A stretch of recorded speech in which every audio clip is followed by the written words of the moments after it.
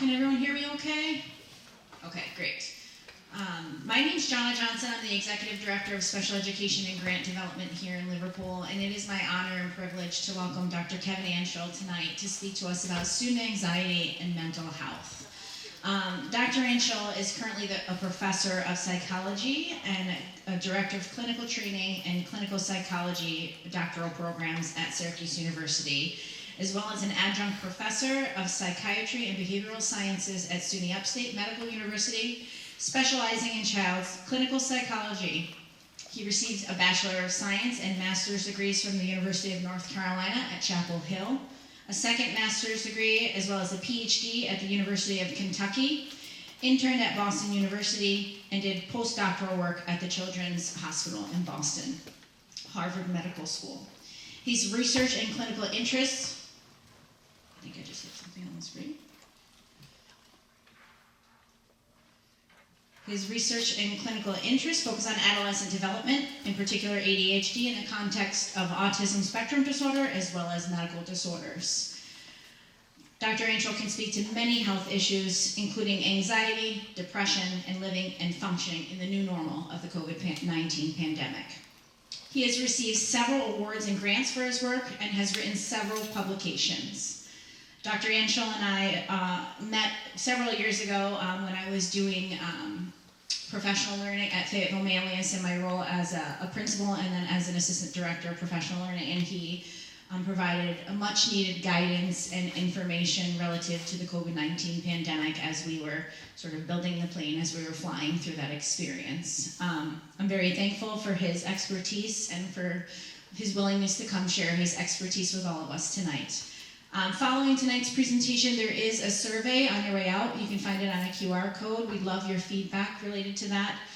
We are also recording this. We will add closed captioning to it afterwards and then share it out. Because we're doing that, we ask that you are mindful if you did have a question or an opportunity to raise your hand, that you're not asking specific questions about your children or children that are named, considering we'll be sharing this broadly, and we would want to be respectful of that. There is also a sign-in sheet, and if you have questions that you'd like followed up, you can find a note card at the front table. You can write your question down, include an email, and we will get back to you as soon as possible with an answer. So without further ado, I'd like to welcome Dr. Kevin Anschel.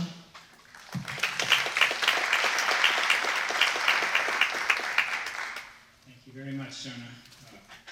It's an honor to be here, and so I feel quite at home in speaking to an empty auditorium like this because I teach at Syracuse University, and this is what my classes are like. We've got 250 students, and I've got probably 14 of them there on a good average. I don't know if you've heard, the more you pay in tuition, the less you have to go to class, apparently. So today I'm going to be talking about student mental health with a particular focus on anxiety. And I'm happy to answer questions. If you have clarifying questions along the way, please do raise your hand. I'll try to monitor the auditorium. If you have questions that are more general and based, I'm happy to answer any questions at the end. Okay? And so our outline today is we're going to begin by talking about student mental health, anxiety, stress. I'm a professor, and so I like to talk about data. I promise we're not going to talk too much about theory because that tends to send people into slumber quickly, but we are going to talk about data because I've got lots of opinions, but I believe opinions are much stronger if you have data behind them. We're going to talk about possible explanations for the data I presented, and then we're going to spend time talking about how can we reduce the problem, scope, and impact that it is currently having on our student mental health. Okay, let's begin with some definitions. Since the first one, you probably have heard about mental health, but mental health is not simply the absence of problems. Mental health is a state of mental well-being that allows us to cope. It allows us to cope with the stresses of life, to be able to realize our abilities, potential to learn, to work well, and to actively contribute to our society. And so mental health is not just the absence of problems, it's the presence of positive features. Stress and anxiety are also terms I'm sure you have heard before, but let's make sure we're all on the same page with what they are. Stress is a response to a perceived threat. Okay, and so for example, if you've ever been late to something, you are under stress because you're concerned about what that is going to reflect upon you, that you're late to something. Anxiety, on the other hand, is your reaction to that stress. There's an old saying in clinical psychology that anxiety lives in the future and depression lives in the past. That the more you think about the future, the more anxious you're going to be. The more you reflect upon the past, the more unhappy and depressed you're going to be. And so anxiety lives in the future. Right? And so using that same example, you're coming somewhere and you're late and you're under stress, you're thinking about what's going to happen when I walk into that auditorium or whatever it is. And I'm not just doing a personal anecdote to help to have a catharsis here. You're beginning to think about what are these people going to think about me as I walk into the auditorium late. That's anxiety. Stress is you're worried about what's happening in the here and now. Anxiety is what's going to happen in the next 10 to 15 minutes. And so why are we talking about this topic? All right, and I will communicate that I've been asked to do this by literally dozens of schools. And so this is not the only school district that is talking about these topics. And all you really need to do is open a newspaper, I don't know if anyone does that anymore, or go onto the internet, and you will find that people are talking about mental health in students. They're talking about the K through 12 mental health of our students. And if you look at the dates of the things I'm posting up here, all of this was before COVID. And so we were talking about mental health long before COVID in the K through 12 population. Certainly COVID has really, if you want to use an analogy, been the gasoline to mental health problems, but there was already existing a fire burning. And so this is not something that is new. This is something we've been talking about for over a decade. Okay? And so certainly COVID did not help. Okay? And so now the more recent ones are from the year 2023 and 2024, that COVID has certainly exacerbated the underlying anxious generation that was already set in motion.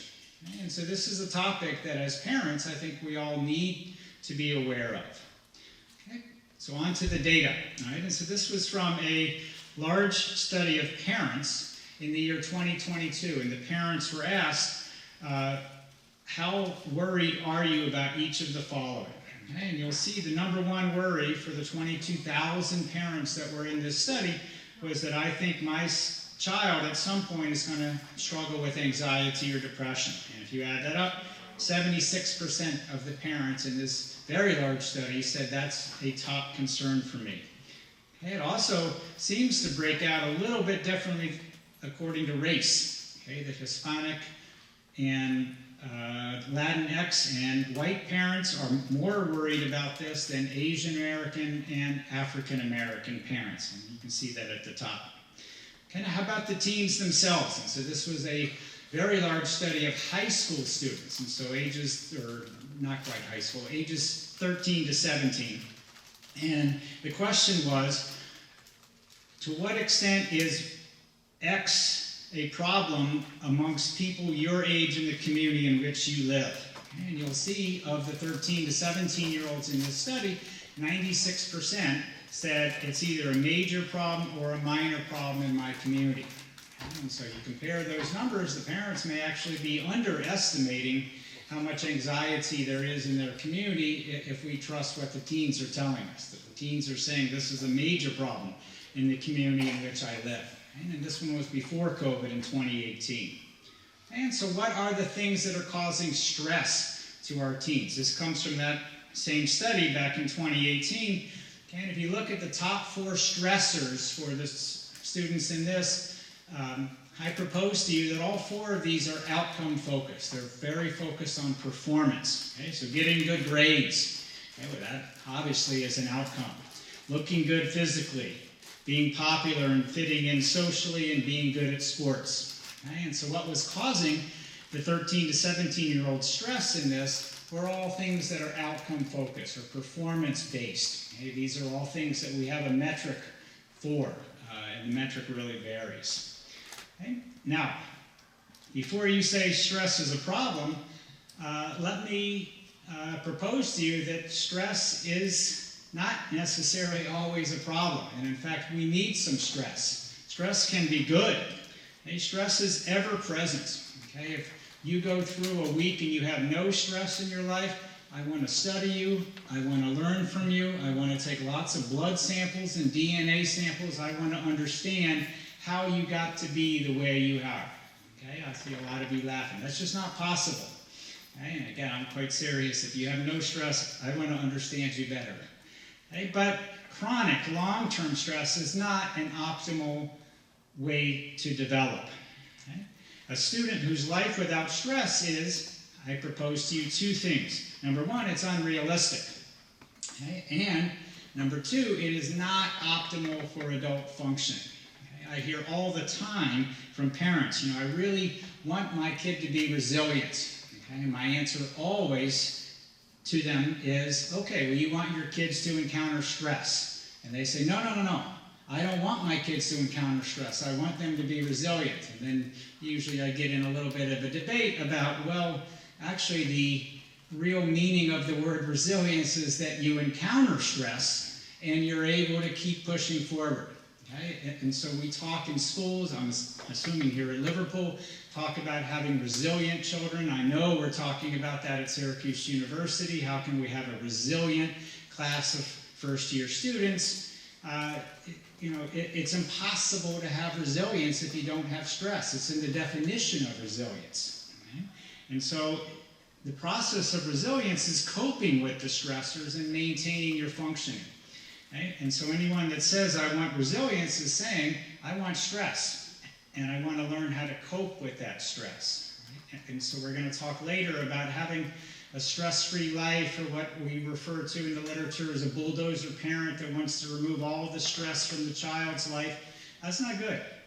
In fact, you're going to set up for what I call the Long Island prototype at Syracuse University. I don't know why they're all from Long Island, but they show up and they're 6 hours away from mom and dad that I think we're the bulldozers, and they were the frontal lobe for this young man, and now this young man is on his own at Syracuse University and has no idea how to be successful. Okay? And so stress is not bad. Okay? Stress is not bad. Okay? And so what is anxiety? As I've already alluded to, anxiety is about future. It's about future stressors. Okay? I'm not telling you to do this kind of thought exercise, but if you really want to get yourself very anxious, start thinking about where your child's going to be in 5 years and what they're going to be doing and how they're going to be functioning. You literally will start to sweat. Okay? And so anxiety lives in the future. Right? And so anxiety in the K through 12 child can really take a number of different forms. Okay? So for example, it can be a sense of unease. You ask the child, are you okay? No, I don't feel okay. The child is pacing, etc.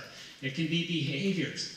Asking questions. That child that just cannot tolerate uncertainty. Has to know what time people are picking them up. Has to know who's going to be at the birthday party. Has to know what the plan is if it rains. That's really rooted in anxiety, probably. The child just can't tolerate uncertainty about the future and starts to pepper you with questions. Anxiety can also be avoidance. It can be elevated heart rate, and so anxiety can present very differently.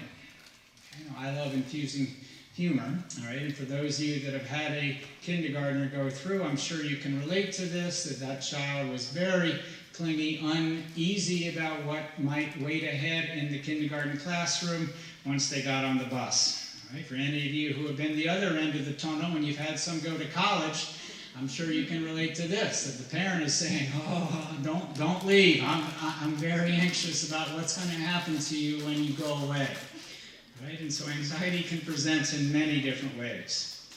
Now, it's important to understand that some degree of anxiety is normative. Okay? You'll notice I will never use that word normal. I hate it. Okay? Normal is, I'm not sure. Normative means statistically in the population, these are things that are common. Okay?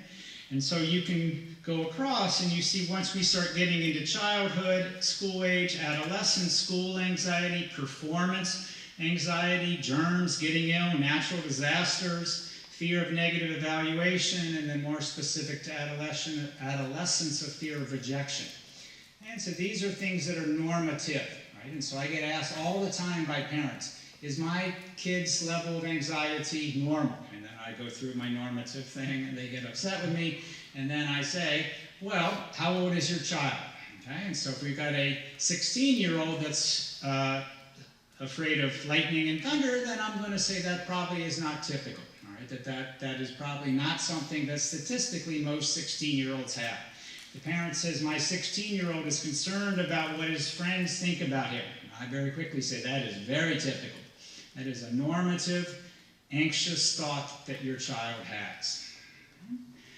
Now, common anxious symptoms, so these go in terms of order of how frequent they are. And so if you're ever on the Family Feud and Steve Harvey says, what's the most common anxious symptom in children? Go with avoidance. Okay? You will win.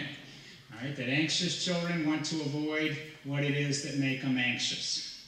Okay? Questions, frequent need for reassurance. Questions that are anticipatory in nature. They're about the future, what's going to happen. And the future doesn't have to be 5 years. It can be 5 minutes. Right? And so questions that are anticipatory. Physical complaints. I don't know if we have any school nurses in here, but headaches, stomach aches, particularly from frequent flyers who are quite often in the school nurses, that can be anxiety, can be other things as well. Overly self-conscious, difficulties with attention. That's how I got interested in this topic, because we had lots of anxious kids coming through our ADHD clinic that did not have ADHD. They were anxious. They were quite anxious. Perfectionism and frequent school absences. These are all things that can indicate anxiety. Okay, now when does anxiety cross the line out of being normative into what we would consider to be a disorder? Okay, and so anxiety becomes disordered when one of these three things happen. Number one, the child avoids age-appropriate activities. Okay, refuses to do something that other typically developing 6-year-olds are doing. Or it impairs their functioning. Usually if they're avoiding things, it's going to catch up with them at some point. Or it causes the child and or the family a considerable amount of distress. Okay, and so I don't have the data here about anxiety treatment, but anxiety in children is the most undertreated mental health condition that we have. Okay, so let me say that again. Anxiety is the most undertreated mental health condition that we have. The most overtreated? ADHD. Absolutely. Okay, absolutely, it's most overtreated. Less than 25% of kids who meet criteria for an anxiety disorder ever come in contact with treatment. Okay? Those numbers are significantly higher for ADHD, oppositional defiant disorder, conduct disorder. Even depression is higher than anxiety. Anxiety is the most undertreated. Okay? And you need one of these three things, and you're no longer in the normative anxiety category. Okay? Anxiety disorders occur in about 10 to 20% of the pediatric population. Right? So if you're a teacher here and you've got, let's make this easy, Kevin. You've got 100 children in your classroom. That means 10 to 20 of those kids in the classroom are going to have anxiety at a clinical level. Anxiety that likely could rise to the level of treatment. Okay? So anxiety disorders by age. This is not treatment. This is anxiety disorders. And so you'll see anxieties in the middle there. That anxiety is more common than ADHD. Anxiety is more common than depression. And anxiety really peaks in the teenage years. It peaks in the adolescent years, the 12 to 17 years. Okay, that roughly 10% of teens meet criteria for an anxiety disorder, just over 6% of the elementary school kids, and far fewer of the preschool kids. All right, so let's move now into what causes anxiety. And I'm going to introduce two theories. Okay? And so one theory is a biological theory, and the other theory is a psychological theory. And so the biological theory is rooted in temperament. Okay? So temperament is the precursor to personality. We talk about temperamental differences in children. We talk about personality traits in adults. Okay? And so temperament is really how you interact with your environment. Okay? And there is a temperamental trait called, that is referred to as behavioral inhibition. And this is a temperamental trait in which that individual who's behaviorally inhibited has a tendency to withdraw in the face of unfamiliarity, to withdraw in the face of novelty. In other words, things are new, and instead of rushing in, that I want to check this out, that person retreats, that they're not interested in that. And so if you've ever been to a playground, a park, and you see a parent come and they've got, just to make it easy, they've got 3 4-year-olds, 2 of the 4-year-olds run right into the park and they start to play with the other kid. That third one has a death grip on mom's leg and has no interest in leaving mom. That's the behaviorally inhibited child. Okay? That this is new, these are unfamiliar people, I don't know anyone in this park, I'm not interested in checking this out, I'm going to be very cautious. Okay? But this tendency to withdraw in the face of novelty, to withdraw in the face of unfamiliarity, is an enduring trait, okay? Again, because it's rooted in biology. And any of you that have ever had twins who are very different, you understand temperament, you understand temperamental differences, that just because they share 100% of the genes or 50% doesn't mean they're identical in their temperament. Okay? And so this tendency to withdraw, right? That is our causal factor for biology. Psychology is some combination of classical conditioning and operant conditioning. Oh no, you're back in intro to psychology in college. I'm talking about conditioning theories. All right, and so classical conditioning is when two things are paired together. All right, and so I have up here an example of a child that used to love dogs, now unfortunately had a bad encounter, a dog happened to bite them, and now they become afraid of dogs after that one encounter with this dog. Okay, that's classical conditioning, that the dog and the pain from the dog bite were paired together. That child had one trial learning. All they needed was that one trial of that pairing of the dog and the pain of the bite, and they have learned, I don't want these dogs. Okay, I'm not interested. Okay, now that strong fear then acts as a stimulus or drive to avoid. Okay, that child is anxious of dogs, and so what do? They avoid that. All right, and as we're going to talk about later, this avoidance is really the problem. Okay, that when you avoid what makes you anxious, you never have the opportunity to overcome that anxiety.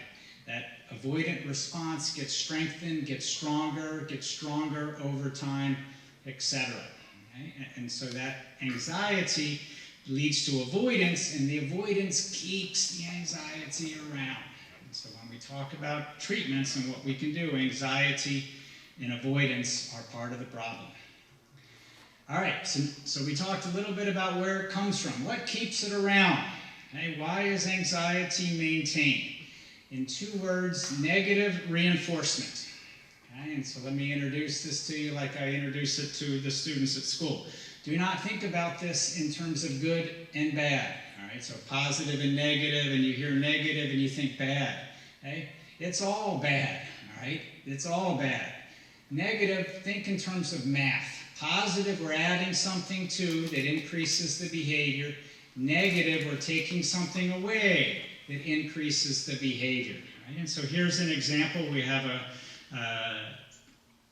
rat, and the rat's in the operant chamber, and the operant chamber has an electrified floor. Anybody ever offers you, hey, would you like to go into my operant chamber? The answer is no, okay, because the floor is going to be electrified. All right, and in the corner of the operant chamber is a lever, and if the rat presses the lever, the floor and the electricity go away. Okay, in other words, the floor is no longer electrified. The rat very quickly is going to learn that I hit this lever anytime my toes get warm, and so that lever press is negatively reinforced. The removal of the pain reinforces the lever pressing. Same concept here with anxiety. Okay, that I'm afraid of a dog, and I see the dog, and I'm getting closer to the dog, and I'm getting more and more anxious, more and more fearful. And now that I'm very close to the dog, I decide to turn around and to cross to the other side of the street. I feel so much better. Okay?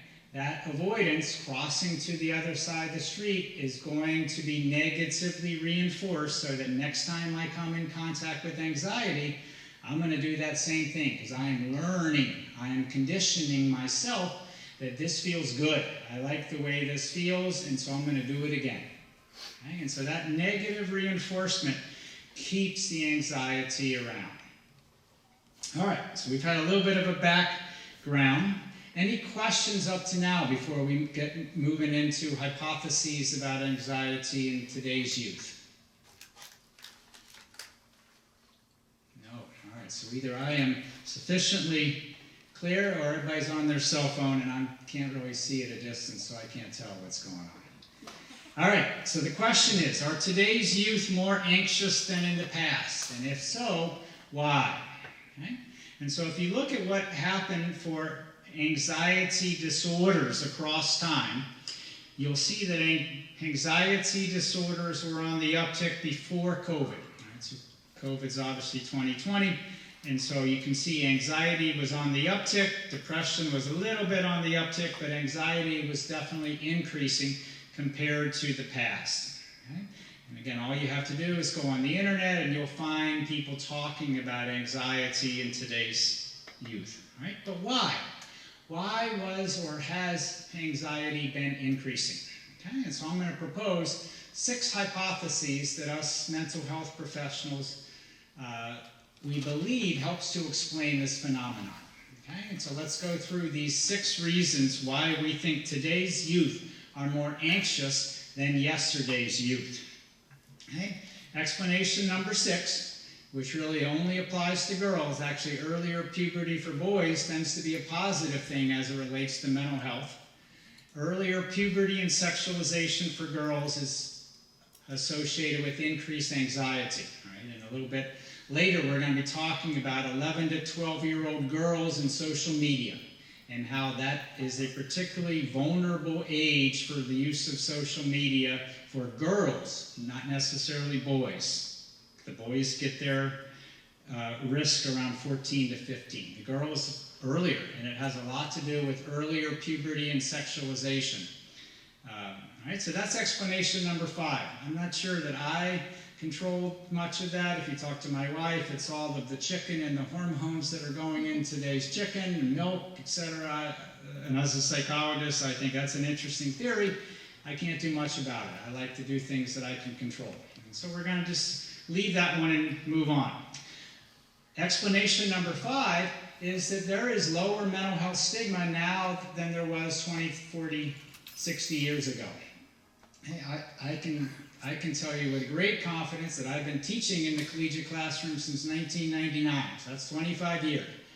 25 years ago, I was teaching a class called Abnormal Psychology, large lecture like this. No one would raise their hand and say, I have X or Y condition and I've been doing therapy. All right. This past semester, I had to tell students, listen, this is really interesting. You feel comfortable enough. I'm not sure that this is something you need to be sharing. And they got upset with me. They said, if I want to talk about my mental health condition, I can talk about my mental health condition. And so it became, at times, it felt like group therapy. Right? And so there is much lower stigma around mental health conditions now than there used to be. That's positive. All right? I don't want to change that. I don't want to change that at all.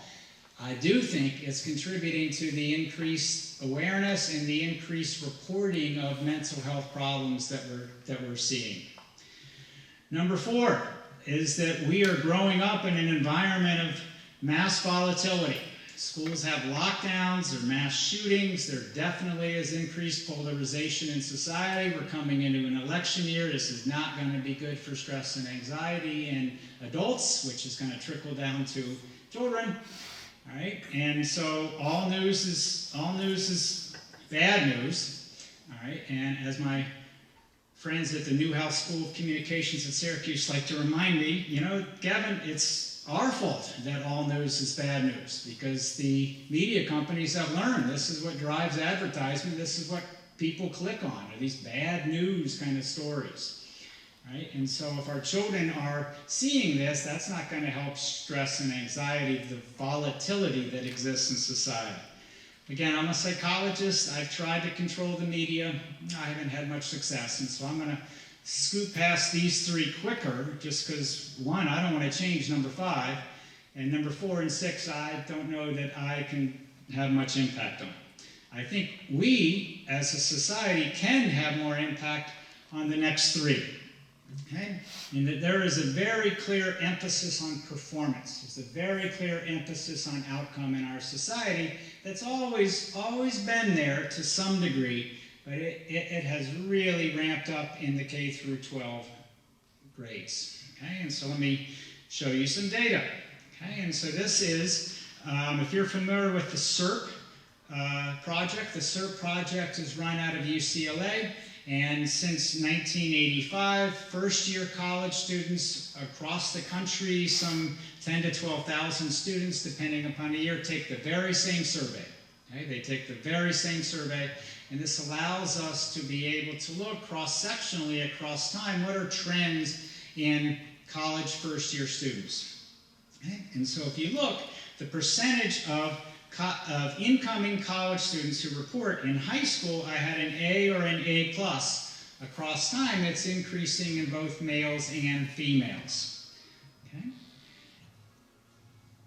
Trends that I also find interesting, and part of this a little bit less encouraging, are this self-rated drive to achieve. Okay? The self-rated drive to achieve are the 2 top ones. Right? And if you see those across time, the self-rated drive to achieve in college first-year students is higher across time. In other words, first-year students on college campuses across the United States are coming in saying, and I find this interesting, I'm in the top 10%, and 80% of them almost in 2015 said, I'm in the top 10% for my drive to achieve.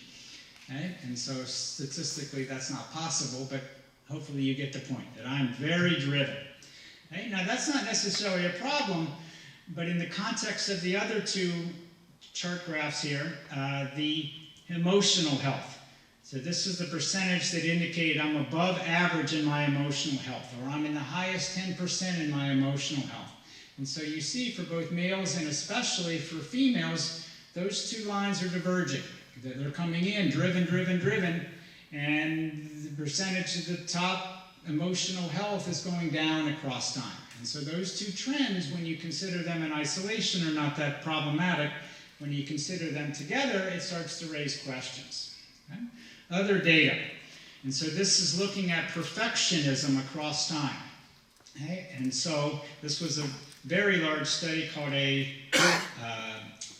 meta-analysis, in which they coupled 164 studies, which included 41,000 college students from Canada, Great Britain, and also the United States who completed the same scale. Okay? And so they compared people across time on this measure of perfectionism. And there was a very clear trend that compared to college students in the 1980s, college students in the 1990s, more recent generations of college students perceive that others are more demanding of them, others are more demanding of others, and they are more demanding of themselves. In other words, a college student in the year 2024 who scores high in perfectionism would have been off the charts in 1989, so high in perfectionism. Right? And so high students on perfectionism in 1989 aren't even moving the needle in 2024 on perfectionism. That our rates have gone up so much. Again, this is not just my opinion, these are data. All right, if you also think about it, we as a society, we worship talent at a young age, all right? Giving scholarships, again, I'm sure there are some tremendous athletes here in Liverpool who are already getting college attention in middle school. To me, that's disturbing. I'm not an athletic coach. I'm sure the coaches in the audience are saying, you better shut up, Anshel. This is not a problem. To me, as a psychologist, it's a big problem, okay? That we are worshiping talent at such a young age and putting tremendous stress on our K through 12 students, particularly middle and high school students with athletics. And so every October and November, I get asked to do letters of recommendation. This was an actual scale that I was asked to complete for a student applying to medical school. Right? And I was like, goodness, is this what we have now? All right? And so you look that instead of the 3 or 4 that used to be, I had a range now of 8. All right? So I could check unable to assess. Well, you asked the wrong person. If I check that one, you should not have asked me to do this letter. All right, below average, I will have a ditto on that. You shouldn't have asked me if you thought I was going to do this. Average, that probably used to be good enough. I can imagine when I was applying to graduate schools what my college professors, they probably said, this guy is uniquely average. Above average, okay, that used to be good enough. Okay, above average, this person is good. This person's quite good. No, we got 4 more metrics beyond that. Very good, well above average. Okay, so this person's really going to hit the ground running. Okay, excellent. This person's in the top 10% of all the students that I've encountered in my teaching career. This person's outstanding. This person's in the top 5%, and you can see where I landed on this particular student. This person is the best that I've encountered in my career. Okay, and what they aren't showing is the other option which said this person can walk on water and make loaves out of fishes and all sorts of interesting things that you didn't think was possible.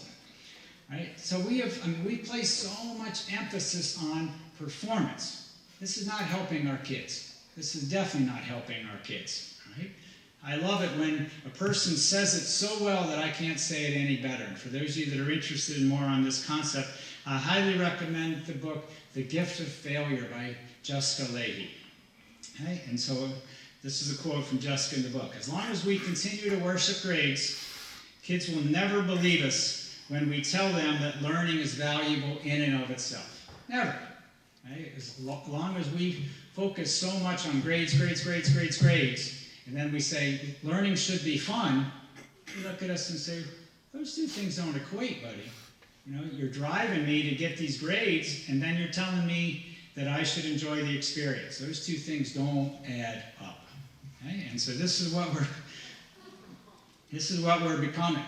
Okay? I'm a child psychologist. I sit with parents, quite often parents of children with ADHD. I'd say the modal age in our clinic is probably 8 or 9. Parents of 8 and 9-year-olds are already talking about college. And I'm like, you're going to drive yourself anxious. You are really going to make yourself anxious. I'm a parent too. I get it. That we have been socialized that it's all about outcomes. And I'm here to argue this is part of our problem. All right, why? Hypothesis number 2. In other words, we're getting stronger research support here. Overprotective adults. All right, I know it. You feel, oh, I was with you. Oh, no, I'm not with you anymore. Wait a minute, you're saying I'm part of the problem? All of us are part of the problem. All right, and so what do? Anytime adults who interact with anxious students, we are more likely to take over for the child and complete tasks. Okay, that the child is anxious about something, the parent looks at their watch and says, we got to get this homework done. We got to be somewhere in 20 minutes. Let me do that for you. Right? And they take over. Right? Act in a more restrictive or controlling manner. Exhibit anxious cognition, such as catastrophizing. I witnessed this from a parent in the clinic saying, you'll never get into college with grades like this. And this kid was not a senior, not a junior, 6th grade. Okay? And that's a pretty big catastrophizing. And encourage and or model avoidance. Right? There's an old saying in clinical psychology, you got an anxious child in your office, one of those two parents is anxious themselves, possibly both of them. right? And so anxiety tends to run in families, and anxiety tends to be socialized in these families. And so overprotection helps to maintain anxiety. That if the child never has the opportunity to overcome this fear, the child is really going to be stuck in the status quo. And so if we focus as parents so much on the future, we're so much about what happens at the end of the K through 12 pipeline, if we focus so much on the future and not enough on the present, that's a problem. Right? That's a problem. Because if we're so focused on the future, it is going to not allow our child to overcome the obstacles that are in their current path. Right? And that we're, oh, no, you have to get XY grade. You have to do XY performance. Let me help you to do this. We're going to set all the state. And then the child achieves it, and then they get into Cornell, and now they're on the Cornell campus, and they can't handle it. Because they were really not good at overcoming obstacles in their path in high school. And these students can become increasingly reliant on adults. Right? Again, I'll call it the Long Island prototype, that there's been a few students, more than I would like to admit, in my office, and I'm asking them questions, and they say, hold on, I need to ask my mom. And they get out their cell phone, and they call up mom. I'm like, all right. Oh, this was good. And they want me to speak to mom. And I, nope, I'm not doing that, Johnny. I am not talking to your mother. You are a college student. I often will use FERPA. I say, I can't.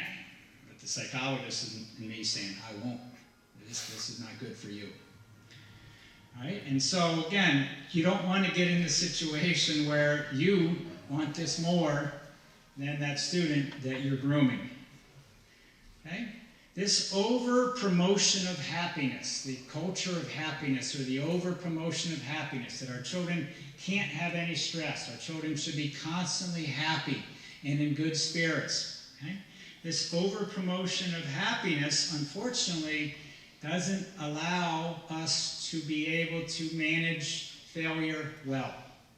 In fact, we tend to ruminate. In other words, we get ideas in our head and they keep going over and over again, and we can't move past them. Okay, remember, anxiety lives in the future, depression lives in the past. When you keep thinking about something that didn't go well, that's rumination. That doesn't help people move on. Right? And so this over-promotion of happiness, unfortunately, is tied to negative emotional experiences for perceived failure. Right? And again, as parents, and I include myself in this, we want our child to be happy. At what cost is the question that I ask. Are you trading smaller sooner? You want them happy in 8th grade versus larger later, that you can confidently send them away somewhere at age 19 and they can handle stress. They can handle, or they can cope with the stressors that come their way. Number one, so if you're ever on Steve Harvey and Family Feud, and Steve Harvey says, what's the number one reason today's youth are more anxious? You probably guessed it, social media. And so this is where the teens in the audience say, oh, I was with you until this, buddy. Now I'm out. Nope, I don't like what you're talking. Don't you touch my Insta. Don't you take away my TikTok. Okay? Social media facilitates stress and stressors on a different size and scale than you and I had. Okay?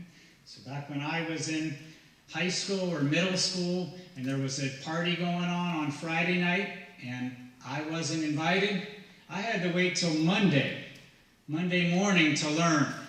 Now, today's high school student, they know instantly, oh, my friends are somewhere, and I wasn't invited. Right? And so that instant, again, it's on a different size and scale than it was. It's the same stuff. It's the exact same stuff that us parents who were in high school in the 1980s are able to relate to. But it happens quicker, and it's spread much wider than it used to be. Right? And so these two things, it's the size and scale, really facilitate stressors. Okay? And so there's lots of people that are commenting on this. Right? Lots of people.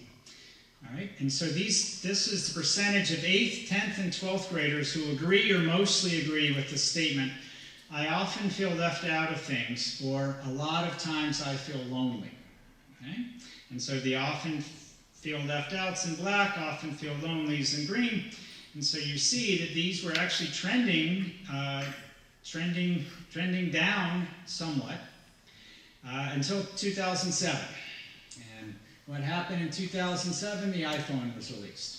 Okay? And so now we've got a pocket computer that is portable. It goes with us everywhere we go. And so what has happened to those same two parameters across time? The slopes on those lines have gone up considerably. Okay? Now, if Mark, what is his name, Zuckerberg was here, or Steve Jobs, who isn't here, but if they were here, it's an actual correlation, doesn't mean causation. And I certainly am not here to say that it caused it. But the trend certainly looks suspicious to me, that there probably is something as a contributor, not necessarily a cause, as a contributor. Okay, so what do we know about the use of social media and anxiety? Okay, that there seems to be some specific developmental windows that the use of social media can be more concerning for anxiety and mental health. Okay, and so this is a very interesting study that tracked people, 84,000 participants ages 10 to 80, and it asked them two questions. How often do you use social media? And rate your mental health on a 0 to 10 scale. Okay? And so looking at frequency of social media use and mental health. Okay? And so you can see at the top in red there are female, at the bottom there in blue is male, and this is trying to predict mental health. Right? And so those of you in the crowd who know anything about statistics, this was a regression. Right? And so anything that's negative is predicting bad or poor or mental health that is somewhat below average or considerably below average. Okay? And so this is a figure from the paper, if you're interested in it. There's a citation. For females, the 11 to 13 window was the most impactful for social media. That the more you use social media in the 11 to 13-year-old, for girls, the worse your mental health. Okay? And then you'll see that there was a little bit of a rise in which social media use and mental health were not so associated with each other. And then there was another dip at age 19. Okay? And so we're going to come back in a moment and talk about what happens at 11 and 12 for girls and 19. And then for males, it was a little bit later, that it was 14 to 15 was the strongest. That the more you use social media as a male in the age 14 to 15, the poorer your mental health, and also at 19. Okay? And so if you know anything about Great Britain and you know anything about their educational system, 19 is when they're leaving home and going off to college. Okay? And so leaving home, social media use, you've got a bunch of new friends, and now your mental health compared to other ages in the lifespan is poor, and it's more strongly associated with social media. The 11 to 13, this has a lot to do with the earlier onset of puberty, the earlier onset of sexualization, especially for girls, and how that can be problematic for girls. Right? And so again, I think these are very interesting data that talks about social media impacts people differently, depending upon gender and also depending upon the age. Okay? And so screen time. Certainly this happens in the Anschel house for sure. I've got two that very much love their screen time. Okay, and so you might be saying, all right, well, what is the link, though, with social media and mental health? I understand you presented some interesting correlational data, but why? Why would social media be associated with anxiety? Why would social media be associated with poorer mental health? Okay? Social media is certainly responsible for us as a society, or partially responsible, I should say. As a society, we're not great at being able to tolerate uncertainty. Okay? We're not great. that we don't like when things are ambiguous. Okay? And so what do? We take something out of our pocket and we look up very quickly. We contact Dr. Google. So for example, anytime I get a symptom, I go on to WebMD. It keeps trying to tell me I'm pregnant. I keep trying to tell them it's not possible. But that's, we just can't tolerate uncertainty. And social media, for sure, is instant gratification. Okay? And then the one that I'm particularly concerned about for teens is a style of social media use that's more common in anxious and depressed teens called compare and despair. That they're flipping through social media and they're constantly comparing themselves to the others that they're seeing, and it's in a upwards kind of a trajectory, that I'm not as good at this person, I'm not as attractive as this person, I don't have what this person has. Okay? And I'm constantly having to remind my own two kids, when you look at social media, you're looking at someone's highlight reel. Okay? You're looking at their highlight reel. And so you have to keep that in mind when you're going through and making these kind of comparisons. It's probably best not to make any comparisons, but if you have to, probably it's healthy to remind yourself, this is a highlight reel that I'm looking at. Okay? No one wants to look at a social media of me getting out of bed in the morning and brushing my teeth. Right? That would not be must-see TV. Right? But this is not what's being posted by today's youth. All right, moving into now, what can we do? What are the things that we can do as a society? What are the things we can do as parents and educators that are in the room? Right? And so anxiety disorder prevention, right? Not trying to get rid of anxiety, we're trying to prevent it from becoming disorder, where it's impairing their functioning, causing distress, etc. Right? It's very important to consider the goal is not to get rid of stress and anxiety. You cannot have a resilient child if your child has no stress. It's not possible. Right? And so the goal is not to eliminate stress and anxiety, but to help the child manage it. You as a parent, you as an educator, express positive but realistic expectations. Okay? You need to convey confidence. You need to communicate confidence, not in an unrealistic way, because the kid will see through that very quickly. Right? But being positive and optimistic. You as a parent, you as a teacher, right? Try to model healthy ways of handling anxiety. Your child is watching how you're handling when you're in traffic and you're late to something. Okay? You want to try to model healthy ways of handling anxiety. And probably most importantly is, as a parent and an educator, don't have that child avoid things just because it makes them anxious. Right? That the more we allow avoidance of things that are developmentally appropriate, I'm not telling you to throw your kid into a snake pit and say, good luck, I want to see you cope with that. That's not, you're going to get yourself in trouble with Department of Social Services. I am saying your child is anxious about a spelling test and your child says, I don't want to go to school today. That child just earned a free ticket to school. Okay? That child should not be avoiding things that are developmentally appropriate just because it makes them anxious, because you're negatively reinforcing that avoidance, and that's going to become stronger. And that becomes stronger, and it can become school avoidance, where the kid just doesn't want to go, period. Okay? So exposure, exposing to the anxious stimuli, exposing to the feared stimuli. All right? Exposure is the most effective treatment that we have in the field of mental health, is it? Okay? Exposure is the most effective thing. If you look at the anxiety treatments, an important component of every single treatment that has any type of evidence base behind it is that it exposes the person to the feared stimulus. Okay? And so exposure is very important. Why?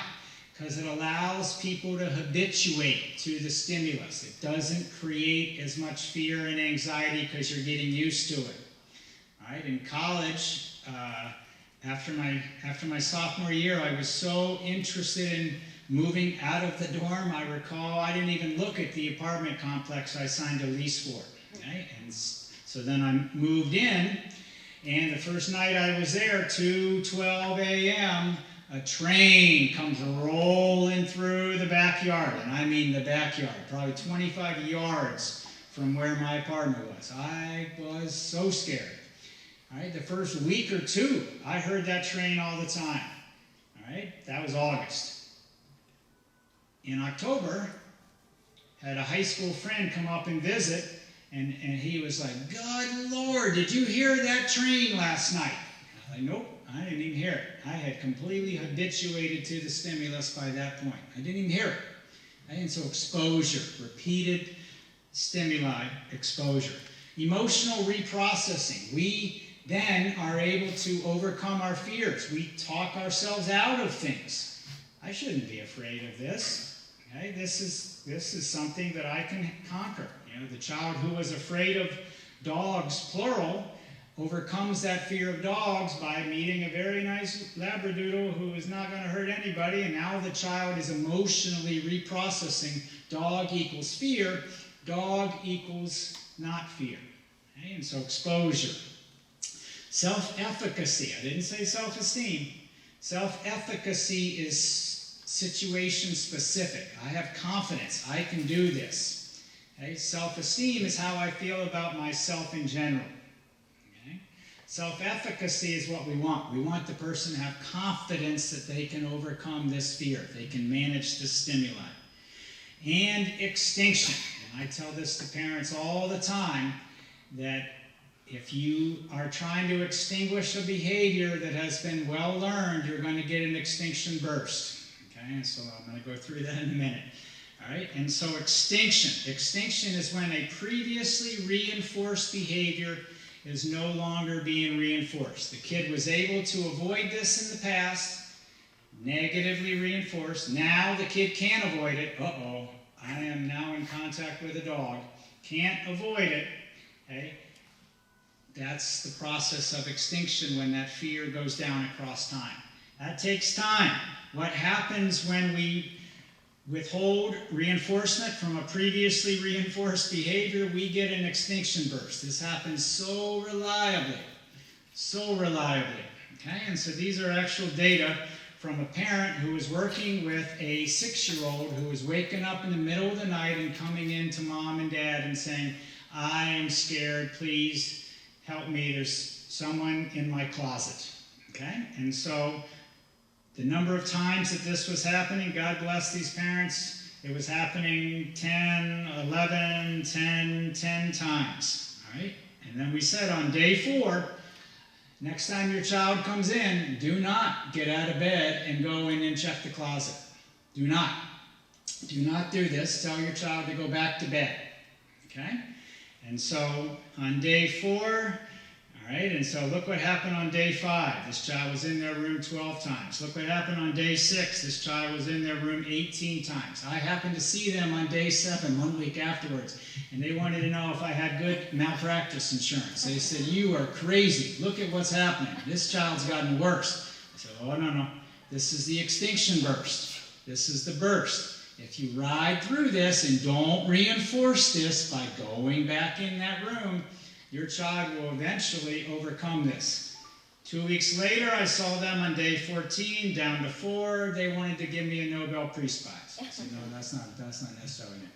All right, but you get the idea that you're going to get an increase. And so I tell this to parents who are used to asking or answering questions. You've been answering questions. Your son has thrown 20 questions at you a day, and now you're saying you're not answering more than 3? You're going to get 45 questions tomorrow. You're going to get 58 questions on Wednesday. You're going to get 70 questions on Thursday. And guess what? This is good news. It means your son has noticed a change in the contingency. What was previously being reinforced is no longer being reinforced. Okay? It's almost like a vending machine. You go to a vending machine, you put your money in, you hit your button, you get your product. All right?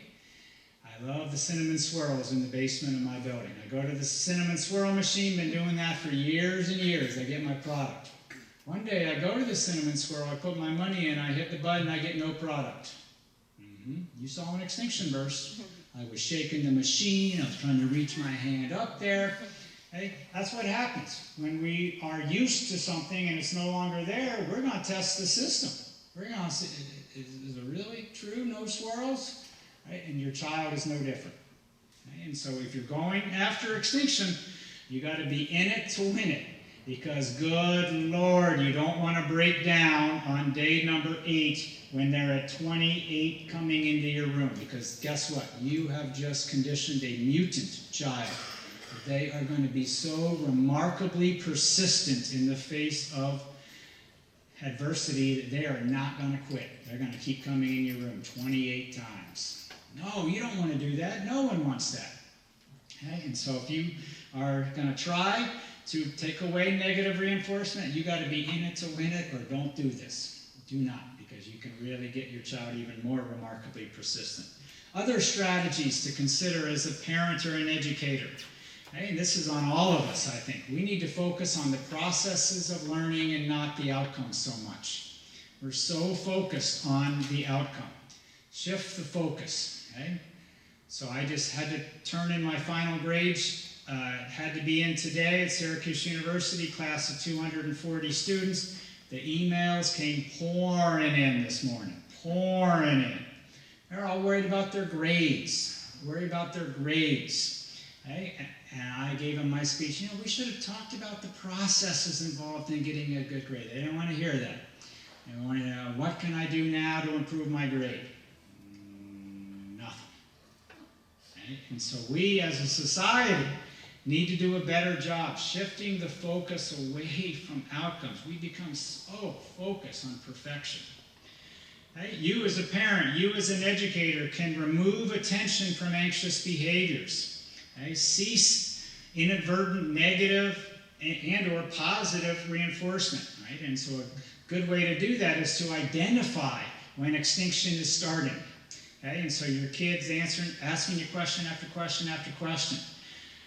I have already answered that question. I know you can handle it. In other words, you're signaling to them, extinction's happening. You don't have to use those terms, right? But you can say, extinction's getting ready to happen because I'm quit. I've done this, right? Praise positive approach behaviors. I'm not telling you to cut off all communication with your anxious child. I am telling you, catch them when they're good. Catch them when they're doing the behaviors that you want to see more of. Our attention as a teacher, our attention as a parent is like a spotlight. Whatever you're giving your attention to, it's like a spotlight is on that behavior, and you're going to see more of it. Okay? And so if you want to see more positive approach behaviors that you would label as brave, pay attention to it instead of saying, well, that's his job is to sleep in his own bed. No. Wow, you're a 6-year-old in your own bed. High five. That you are a big boy. That is going to be much more powerful towards getting the type of behavior that you want to do. Let's see, excuse me.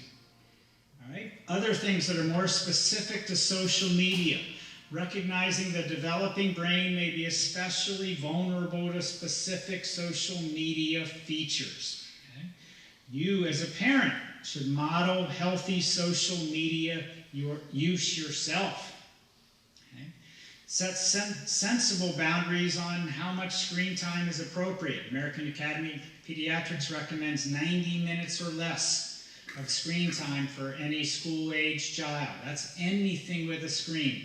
TV, video game, YouTube, the internet, social media, anything that has a screen, 90 minutes or less. Right? I'll defer to you on where it is. If you're under 90 minutes, good work. If you're over 90 minutes, consider 90 to be a goal. If your child is on social media, follow or friend them and monitor their social media. Do not go through text messages unless there is cause for concern. But monitoring, following, friending your child on social media is certainly appropriate and in fact is recommended by the American Academy of Pediatrics. As a way to be able to monitor what's happening and going on. All right, I will wrap up, and then I'm happy to answer any questions. All right, and so hopefully we've covered these, but anxiety is increasing in today's youth and prevalence. These increases are likely connected to some combination of these 6 things. earlier puberty and sexualization for girls only, increased readiness to report symptoms. There is lower mental health stigma today than there was 20 years ago, for sure. Growing up in an environment of volatility, those three, in my opinion, are harder to control, and I wouldn't want to control the lower stigma. I want that to continue. The three that I propose to you are more in our power as adults in this room is the emphasis on performance outcomes, the overprotective adults in us, and social media facilitating stressors on a different size and scale. Okay? So quite often I get asked at the end of my lectures at Syracuse University by a student, well, that was a lot of information. Just tell me the one most important thing that you just said. I said, all right, you want me to can 80 minutes into one sentence, all right? And so if you're sitting there saying, yeah, that was a lot, can you just tell me one thing to walk out of here with? That's it. Cease negative reinforcement. Be aware of how you, as a teacher, parent, educator, etc., may be contributing to the anxiety and the perpetuation of the anxiety by allowing avoidance. And again, avoidance takes different approaches. You know, avoidance can be stealth. Avoidance is not always, I'm going to be in my room and I'm going to lock the door, I'm not doing this. Avoidance can often be questions. Lots of questions about the future, because the child can't sit with that uncertainty and needs to know. Okay? And if questions are coming out of genuine curiosity, answer away. If you think, these questions are about your inability to tolerate uncertainty, and you need to know, I propose to you that you might be negatively reinforcing the question asking, which is not allowing that child to overcome that obstacles on their own. All right, so I would be happy to answer any questions that you might have, and thank you for your attention.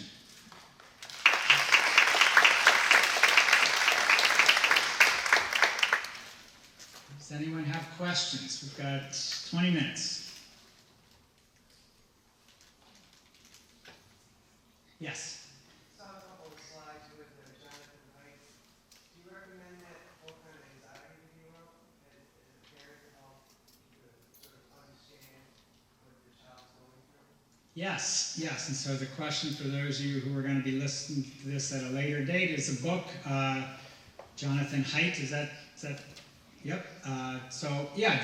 There's a couple books that I recommend, and I know he has at least one, maybe two books on anxiety. There's also a book by Tamar Chansky, C-H-A-N-S-K-Y, that I also recommend highly for parents, because it really takes the insider perspective of this is what the child is likely thinking, going through, etc., and offers very concrete, practical strategies for parents.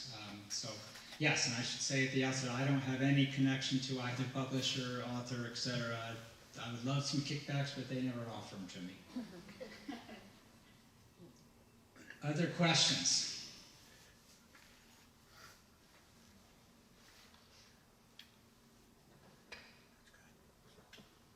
Yes. So there's a wait list for like every single mental health clinic in Syracuse, and I was wondering if you have any suggestions for parents on what to do while they wait for help from any kind of therapy or anything like that. Yes, great question. All right, so the question is that there's long wait list. There's not a lot of availability here in the Syracuse area, and so you can take this as kind of the good news, bad news. The good news is this is not a Syracuse-specific problem. The bad news is this is going on everywhere in the United States right now. And so certainly COVID did not help our mental health access and availability concern, but I am embarrassed to say this was long in existence before COVID. Right? And so we as a society really need to do a better job increasing access and availability to mental health. Okay, now I know that's not answering your question, but I feel it's important to put it out there that I am quite aware of the shortage of mental health clinicians, and actually I used to be a full-time clinician at had upstate some time ago. I know some have recognized some people in the audience from those days. I changed jobs in 2012, and it was because of this issue, that I figured I could have more of an impact teaching others to do this as opposed to me doing this and trying to do this on my own. Right? And so the question is, well, what can you do in the interim as you're waiting to come off the wait list?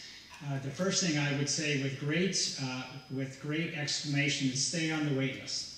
You would be surprised at how many people, when they're contacted to be at the top of the wait list and now you're ready for services, they say either, well, I don't need it anymore, or we already found treatment elsewhere. Okay? And so if you're told 6 months, it may actually end up being as short as 2 weeks. It may end up being total 6 months. I can't obviously make promises, but my first strong recommendation is stay on that wait list. Okay? The second thing would be to consider thinking about any negative reinforcement of anxious behaviors that are happening currently. Okay? And are there things that you could begin doing as a parent to start to put some of these behaviors on extinction before treatment, okay, before mental health treatment? Any child or adolescent clinician is going to work with the parents as well. All right? No one is a mechanic. Okay? I use this analogy very, very deliberately.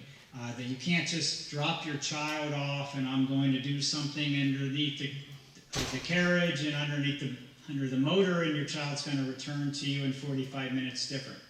I'm not a mechanic, all right? And so I have to work with the family. I have to work with the parents, and this is going to be the kind of stuff you're going to be hearing in all probability from that clinician.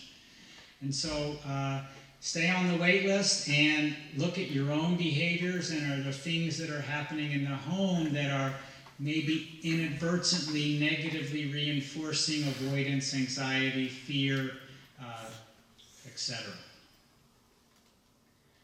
But yeah, it's a great question, to which I think there are lots of things that need to change before we improve access and availability in mental health. We have to make the career of mental health more attractive to people, would be where I would start. That it's hard recruiting people, and I know that at the doctoral level. Other questions? Yes? I know you had mentioned that ADHD is the most treated versus anxiety, which is the least treated. Correct. What symptoms or behaviors, or do you think that there are behaviors of ADHD that are presented as ADHD but are truly anxiety?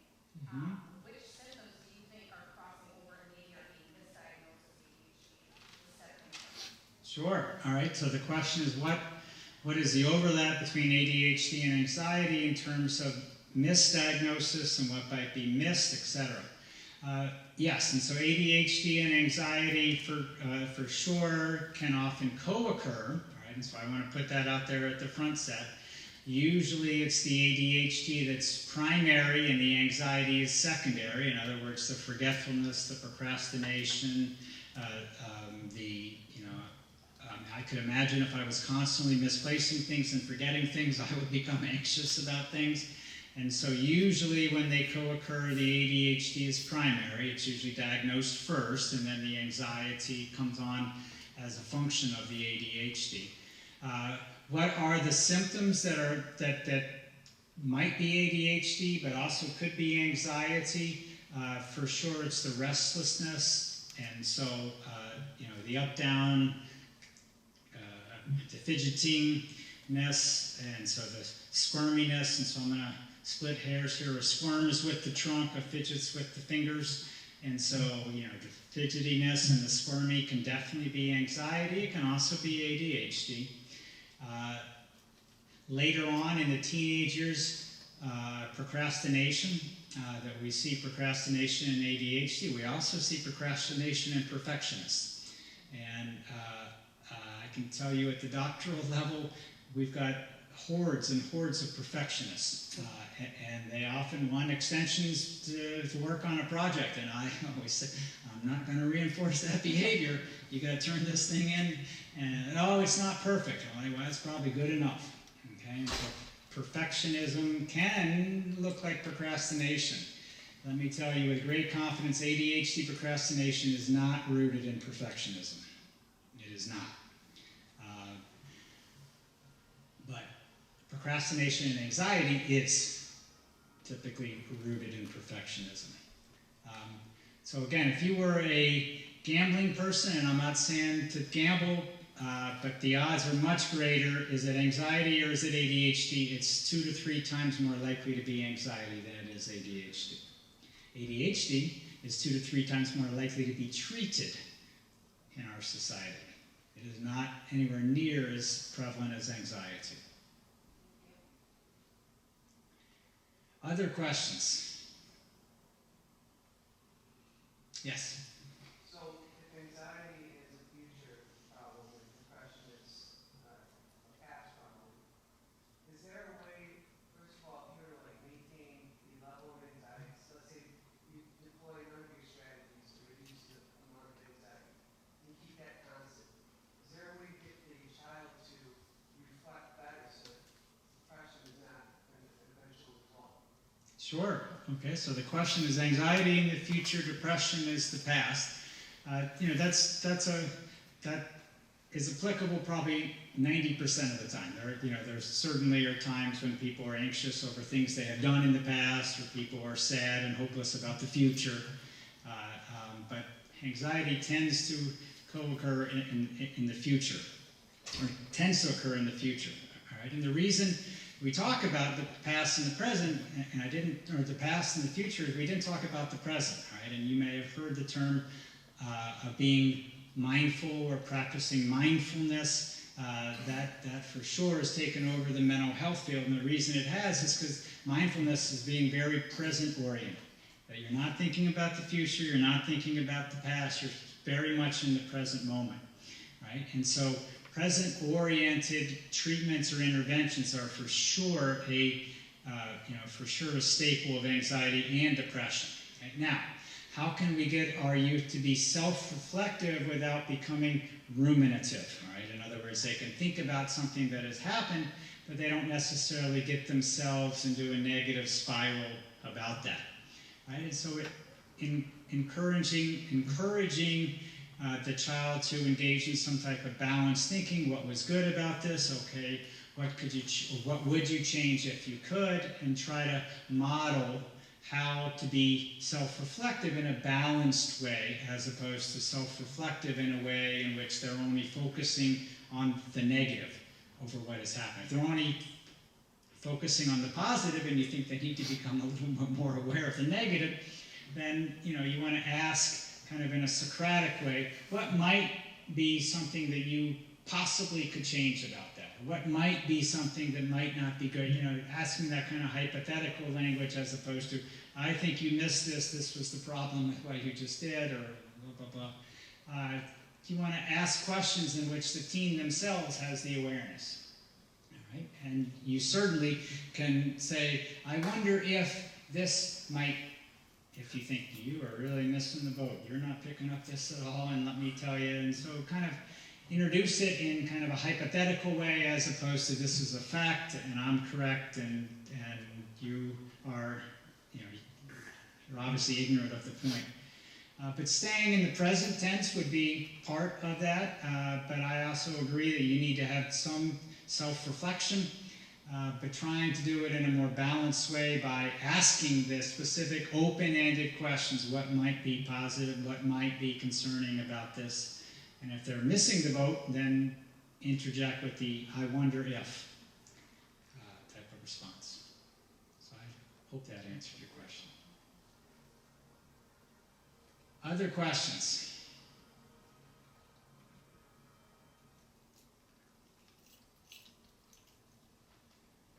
No? All right, so I know how to read a room. So, thank you very much for your attention, and I hope you've learned something today. Thanks.